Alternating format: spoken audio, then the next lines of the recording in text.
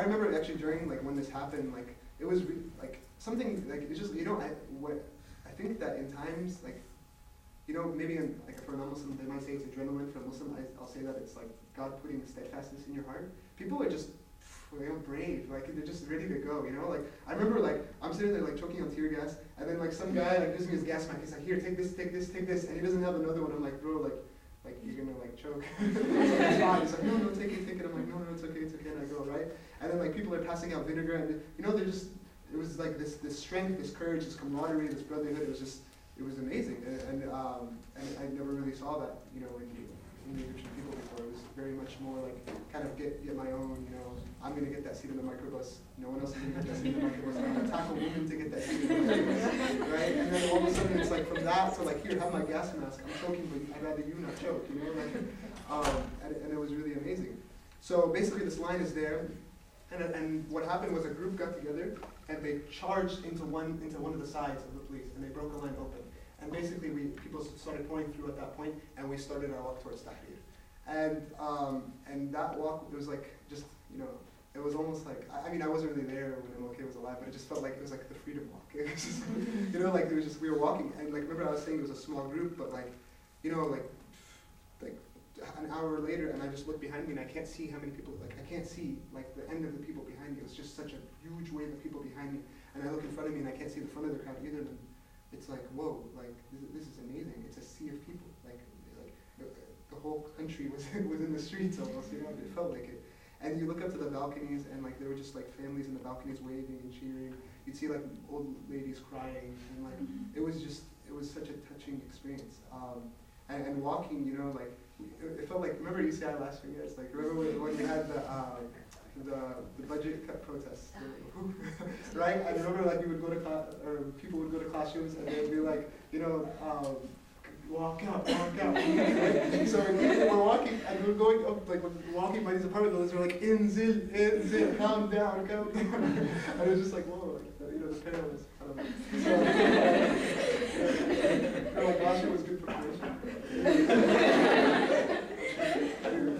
Basically, so we're walking, right? And we're walking for hours, and just so many people, it was amazing. And then we eventually reach Ramses. And that is where the police decide to make their stand, I guess. So when we get there, there's just like lines and lines and lines of police officers. And that's where they really were like, Ramses is about a half hour away from Tahrir, and walking, and they didn't want our group, we have a sea of people, and we're joining another sea of people. They didn't want our groups to connect. So immediately we're getting closer, and they start firing tear gas at us, and they start firing rubber bullets as well at us. And that was a really chaotic scene. Like I remember like I was standing there, and like there's like a guy like that's dead, and they're carrying him on their shoulders and walking by with me and going, La ilaha illallah, like just saying the shahada, when someone passes away, basically, and just La ilaha illallah, and walking it back into the crowd. And it was just kind of like this is kind of surreal, like I grew up in Irvine, California. This is not exactly something I see daily. And it kind of like you always see like what's happening to the Palestinians on TV, and you see the struggles and whatnot. It really kind of hits home. Not that like that little, that those 2 hours can make up for like the lifetimes that these people are going through. And it's like, man, like to live in this, like you have to be so strong, to deal with this 24/7 is really just daily.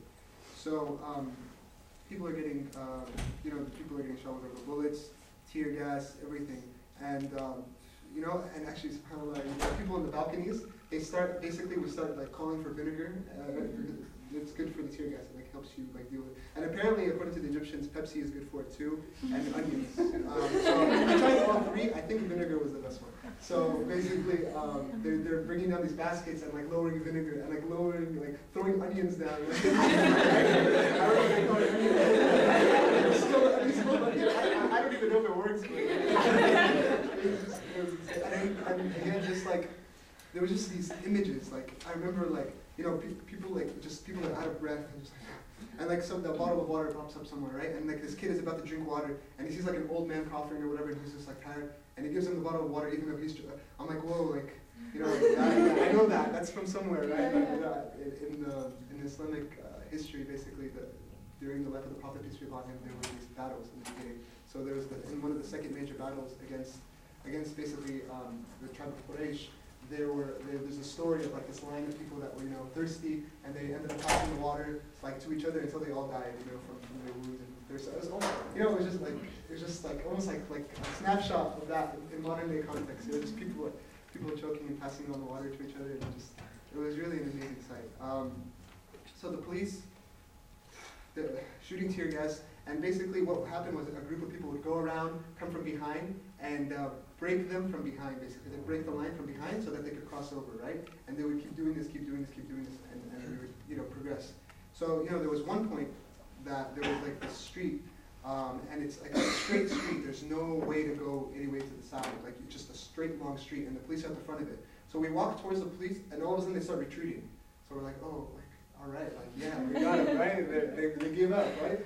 So we walk into this long, long street, and we walk all the way down. And then once we were basically stuck in this street, they just start firing like crazy on us, tear gas and rubber bullets, right? And that part was really just not good, because it's like, when tear gas, when you're basically like you get tear gas or you smell tear gas, you just like your inside just feel like they want to like come out. You're just like coughing so much that it's just not a good experience. And then your eyes are just completely watered, so you can't see anything. And it's almost like if you want to run, it's almost like you're holding your breath while you're running, So like for many people, I was able to kind of just hold my breath and run as fast as I could and get out from the back. But for a lot of people, they couldn't. And for example, some of them there was a side shop. I went into the shop originally to see maybe I can get my breath there, because they were shooting hundreds of tear. Getting shot with tear gas once, is one thing, but 100 cans of tear gas in the same spot, the whole air is just there's no breathing space. So you're in the shop, and actually the gas had went into the room, and you just see people on the ground choking, and they're just all lying down on the ground. I was really questioning are these people, some old people they're probably old people not being able to breathe, and you're just seeing that image was not a good image. And at that point your adrenaline is going so much, you think if you grab a police officer, you'll tear him to pieces, right? After because of what's happening. And they actually ended up grabbing the police officer, and it was amazing. Actually, they grabbed him, and they were a couple of guys were just about to destroy him, right? But really, so with the police, basically, you have the foot soldier police, I guess, that are kind of just standing in the front with their shields. These guys are just what they do to recruit these guys? There's a joke. They go to the villages, and they're like, okay, who knows how to read? And people raise their hand and be like, okay. Whoever knows how to read, stand on the left. Whoever doesn't know how to read, stand on the right. And then they would basically, the people that stand on the right don't know how to read, the people that stand on the left know how to read, and the people in the middle don't know the difference between left and right. So they take those people. That's what they say about these police, right? These guys are they're not the ones shooting the tear gas either. They're just kind of standing there with the shield, and they take the brunt of the people, while the higher ranking officers are shooting their rubber bullet guns, they're shooting the tear gas and the whatnot. So they grabbed one of these foot soldier guys, and they were throwing him. And then all of a sudden, everyone around him, and this is what was so inspiring, I think, to so many people about this revolution. People were just Sibu, Sibu, Sibu, let him go, let him go, let him go. Silmiya, Silmiya, peaceful, peaceful. He's not our objective. He's not what we're here for. And even in contrast to the first sheikh that gave the khutbah, there was another one at the protest with me, I was a sheikh there. So as an organization, a lot of the scholarship officially wasn't necessarily with the protest because of how much government control there is, but unofficially there was so much support, really there was. And so one of these guys runs in and he saves him. He's leave him alone, they see a scholar and there's respect for him, and they listen to him and they let him go. So I think that really defined, for me, that revolution, what was so powerful about it. It wasn't just angry wrath, or it wasn't just we're here to cause chaos, but it was people who had an objective, people who were composed and were controlled. So that was pretty much the Friday. Just to talk very briefly about Tahrir and what I saw there. I think something that was really beautiful about Tahrir was that no one really was trying to take credit for what was happening. There were so many different groups and so many different, sectors of the society there, but never once did you hear oh, the Muslim Brotherhood supports this, or oh, the Socialist Party this supports this, or oh, the Baradai Hamid Baradai supporters support. Never did you hear a specific name or a specific group, and that was something really powerful. To me, when I the way I always thought of things, or the way I always saw things, like, the Islamic revival, when we're talking about, like, it's the people that are going, the Islamic revival will be brought on, like, like in these Muslim nations will be brought on the hands of,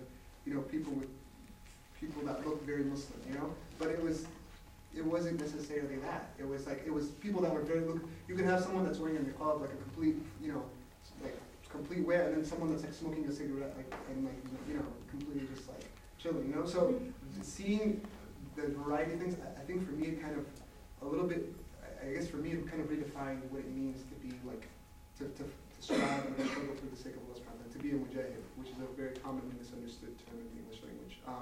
So I don't think being a mujahid is dressing in the gear, but I think it's really having la ilaha illallah in your heart, having one God in your heart. And I'm sorry, I know I'm coming maybe from a more Muslim perspective, but it had a big effect on my experience, so that's maybe why you see a little bit more of that inserted. So basically, just tahrir, there was just, so many people there, and people were just like, it was cool, it wasn't chaos, like millions of people, and like, it was a big festival almost, like, in the middle of tahrir, people just like, kind of like, Egyptians are really creative. Some of their trends are hilarious, they're so funny. And like, there was one point where I was kind of bothered by it. I was like, this is a revolution, like, we should be like marching and like everyone having like, straight faces and like, people power, but I'm sorry? So they take out a guitar. Yeah, they take out a guitar and they're like, yes, Husni, like these like guys, like, like, oh my goodness, like, Egyptians they got the boogie on, but I think there was actually like a wisdom in that, in the sense that really like they used humor and like good faith, or not to kind of get them through the hard times, the hard, like, there's just so much pressure, so much happening to them, and instead of getting crazy, they're just like, they're laughing, they're smiling. And it kind of, it really, I guess that, it was a different way of looking at things, I guess. And on another perspective too, it was, like when everyone looks at, when you watch the media, of course, like, Muslim terrorists, blah, blah, blah, bombing, plot this, something bad, right? And that's generally the view of Muslims, but then you're seeing all these Egyptians that are like smiling and like, on TV, and I think that did a really good job of really dispelling a lot of the misconceptions that people have of Muslims. So there was almost like there was a wisdom to it, and like, at the end of the day, I was glad that it happened. And again, like just seeing that there was like Professor Levine was saying, like you're just seeing this big festival in the middle of Tahrir, and you're like, man, is this going to really change things? And I guess what was really powerful about this experience for me is that it really actualized the fact that people power is something that really exists, and it's something that really works. We have our protests normally, and we're like, this isn't going to do anything, this is whatever. We need to change the system by like working with this, through the system and whatnot. But like, I think the whole idea of a grassroots movement, like a peaceful grassroots movement, a composed movement, it's like, wow, like you can really affect change, like by just speaking out, and by not just speaking out, but like we have more power than we think we do, as people. Like you look at these governments, like you look at these dictatorships. Never in people's wildest dreams would they have thought of like, like a regime like this, like Mubarak is like they called him the pharaoh, like he had such a tight grip. No one in their wildest dreams stopped by protesting, or like they were going to like bring like a 30-year dictatorship down to its knees, and the fact that it did that, I think Professor Levine made a good point. It needs to be studied and it needs to be looked into, like how that happened and why that happened. So that was pretty much it for Tahrir. Another thing that really stuck out for Tahrir, again, just like the Muslims that were in Tahrir, I think something I really respected about them, like, what, I think this is, maybe by a show, I think this is a sentiment probably a lot of maybe non-Muslims might have. Maybe something that might be annoying a lot of times for non-Muslims is that every time Muslims try to do something, whether it's a social justice thing or whatever, we always really try to make it clear that we're Muslim, right? Like by show of hands, how many people like feel that? Yes. Yeah. Okay. Basically, like that's like I think it's an issue we might have here in the U.S. It's like, oh hey, we're doing this protest. By the way, we're Muslims. Oh hey, we're doing the homeless feeding. Hey guys, we're Muslims. And it's like, and I understand that like the reputation of Muslims in this country, like there's so much work that needs to be done because of the media and because of what's happening or not, and all these, everything that we know to be right in this post 9/11 world. But at the same time, I think something I really respected about them, and I think the reason why people respected, for example, the brotherhood that was there, was that they weren't like, hey, I'm Muslim. They were just getting to work and doing the job. Like they weren't like, you know, like when the Stones, like the Maari, when the Stones basically the pro-Mubarak protesters with police IDs and camels and horses, and who have like, you know, £100 bills in their pocket from the parliament member that was gathering them in the street a couple hours earlier. Basically, when they attacked the anti-Mubarak protesters, or the protesters basically, a lot of the people that were really holding it down at that point, there were some days, you know, to be honest, like the Brotherhood really, in those few times, like they were the most used to like being cracked down on and having violence against them, that they were actually able to deal with it the most. And like they actually played a really huge role and saved the revolution in a few of those days. But you didn't hear them coming out and saying like, oh, like the Muslim Brotherhood did this, or the Muslim Brothers. No, that was something I really respected actually. Just in general, no one was trying to, you know, I know Professor Levine was mentioning the important, like, you know, the important role that the socialist revolutionaries played, right? For me, it was just like, it's not